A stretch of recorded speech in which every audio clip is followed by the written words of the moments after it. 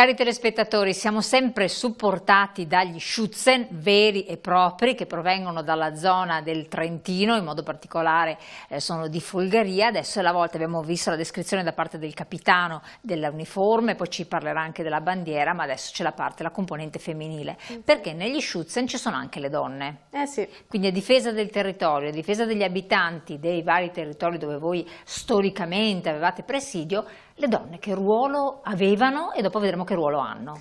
Allora, le donne erano delle appunto vivandiere, quindi al tempo portavano da mangiare, assistevano appunto gli Schutzen, ma anche i feriti o i morti, insomma. E invece adesso alle volte abbiamo delle botti, ad esempio con la grappa o quant'altro per le feste, o semplicemente per accompagnare la compagnia. Ecco. È una bellissima, chiamiamola l'uniforme, l'abito tradizionale che indossate e che lei indossa, ce lo descrive? Sì, il mio abito è un po' più semplice rispetto a quello maschile, la gonna è di lana, quindi anche questa molto calda, e poi abbiamo questa gonna davanti, dorata. Immaginiamo comunque l'ambientazione in montagna, sì, per cui è già diverso. La maggior parte del tempo va bene, insomma, poi abbiamo anche la mantella d'inverno ad esempio e la giacca, ma io non sono tenuta a tenerla come loro, quindi per fortuna oggi non ce l'ho. E poi abbiamo questo corpetto, questo avvallacciato qui in cima e questo filo che crea questo motivo molto particolare e la camicia che poi cambiamo tra l'inverno e l'estate in base al caldo, tra estiva e invernale, insomma. E il cappello? Il cappello appunto non ha le piume bianche. E qui abbiamo il portafiori, di solito mettiamo dei fiori quando sfiliamo. Eccolo là. Ah, che bello, c'è proprio il portafiori. Esattamente, e poi delle varie spille o che possono essere messe. Sì. Questa è la divisa che voi indossate durante le manifestazioni, sì. Le principali manifestazioni. Quante sono le donne? Noi siamo in 9. Tutti volontari? Sì. E anche giovanissimi, perché comunque sì, abbiamo poco più di la 20 più anni. piccola che ha 6-7 anni, mi sembra. Quindi... Io l'anno scorso ho ricevuto una medaglia per i 15 anni di appartenenza, io ne ho 22, quindi insomma anche io ho iniziato da piccolissimo. Ma d'altra parte, bussiamo rivelarlo, figlia del capitano, esatto. Siccome si tramanda di generazione in generazione. Eccole qua, infatti, bellissima. Sì.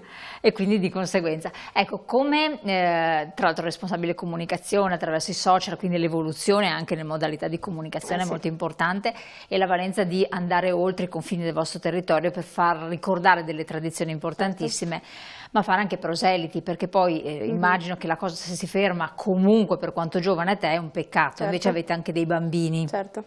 Sì. Come funziona l'approccio con i più giovani, anche con i suoi coetanei nella realtà dove vivete? Ma a me particolarmente riesce bene perché mi sento propensa nei loro confronti.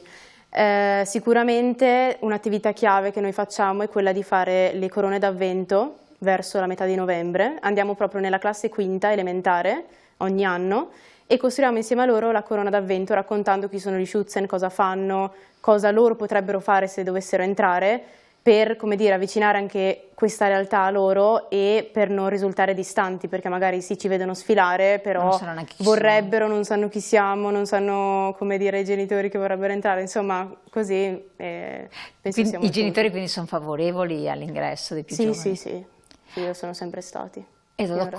Come avviene l'ingresso? C'è una procedura, c'è un'iniziazione? Chiedo a lei, capitano. C'è proprio una procedura nella quale noi abbiamo un libretto con le nostre informazioni, andiamo a trovare l'interessato / interessata, discutiamo se è qua un vediamo giovane, i bambini alle sue spalle. Sì, esatto, e se nel caso di un giovane o un minorenne con i propri genitori, illustriamo qual è l'attività della compagnia, sia diciamo in costume che non in costume, gli ideali della compagnia, perché una cosa che prima ad esempio non è stata detta, i principi degli Schutzen sono Dio, patria e famiglia.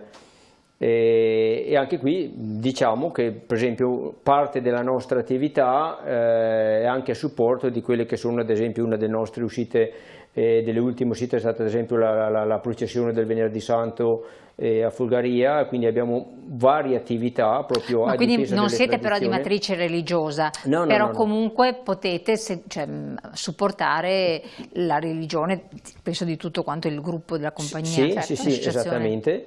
E appunto spieghiamo ai genitori o all'interessato qual è la nostra attività, poi se vengono condivisi i nostri principi, che sono i principi diciamo così fondamentalmente di difesa dell'identità tirolese, alla quale noi con orgoglio parliamo, perché noi apparteniamo, perché noi ci definiamo, diciamo, tirolesi di lingua italiana.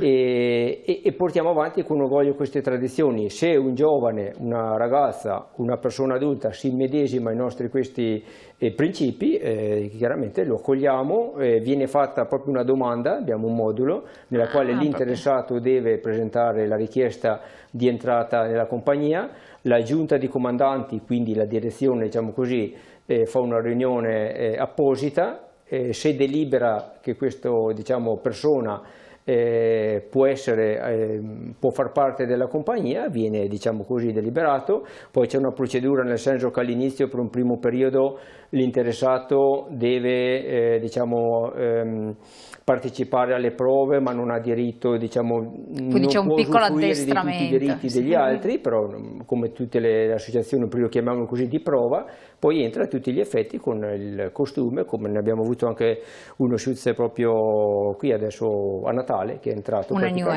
new entry. Che età aveva? No, questo è un uomo collaudato, diciamo. Quindi anche adulti possono entrare, anche se sono... L'ultimo è entrato a 53 anni. Quindi... È anche una bellissima esperienza. A quanti anni è entrata Elisabeth? Elisabeth la vedevo scorrere...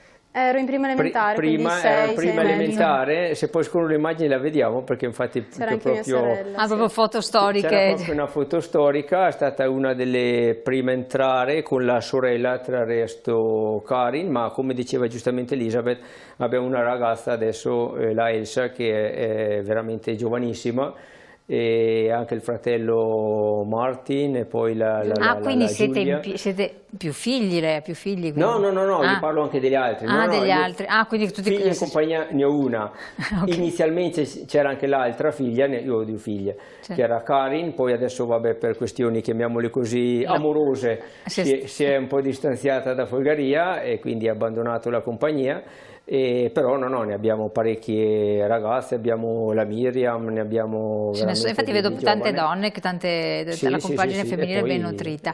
Ricordiamo però che voi lo fate come volontariato, perché per esempio Elisabeth, nella fattispecie, è una psicologa, quasi psicologa, vista la giovane età, però insomma la carriera è quella, e quindi intraprendete attività professionali diverse. Poi fate volontariato negli Schützen. Sì, perché poi ci occupiamo anche di pulire i cimiteri austro-ungarici che abbiamo a Folgaria, oppure... Quindi fate attività proprio sul territorio per preservare la tradizione del territorio. Esattamente. Sì, ma anche tutte le manifestazioni, magari qualcuno, alcune chiamiamo, se vogliamo, religiose, ma il Corpus Domini, il Sacro Cuore, tutte tradizioni tirolesi che vengono portate avanti e che vengono riscoperte, diciamo, ma veramente anche con piacere da parte delle persone, anche residenti, perché molte volte il grande errore che si fa è quello che purtroppo noi diciamo che il ruolo principale, io continuo a dirlo, che dovremmo avere noi Schützen, è quello di insegnare ai giovani la vera storia, quella che magari a scuola non ci hanno mai diciamo così insegnato. Quindi non dico né tirare da una parte o dall'altra, ma insegnare semplicemente la vera storia, quella sarebbe più che sufficiente. Io vedo che sia i giovani o anche la comunità, io mi ricordo quando abbiamo fondato la compagnia nel 2004, eravamo visti come una sorta di ribelli, quasi uno diceva sti qua chissà cosa hanno in mente di fare. Poi siamo entrati nel tessuto socio-economico della comunità di Folgaria, e ci siamo messi a disposizione della comunità, delle altre associazioni, e da lì piano piano veniamo apprezzati, proprio, anche se vogliamo, per la nostra semplicità, per la nostra umiltà. Venite compresi, perché non serve essere... stiamo andando verso il termine perché il tempo vola. Voi avete degli eventi, dei momenti in cui siete presenti in particolare? Ma durante l'anno ci sono diverse manifestazioni. Partiamo da gennaio, c'è ad esempio San Sebastiano, che è il nostro patrono, quindi partecipiamo alla messa di San Sebastiano.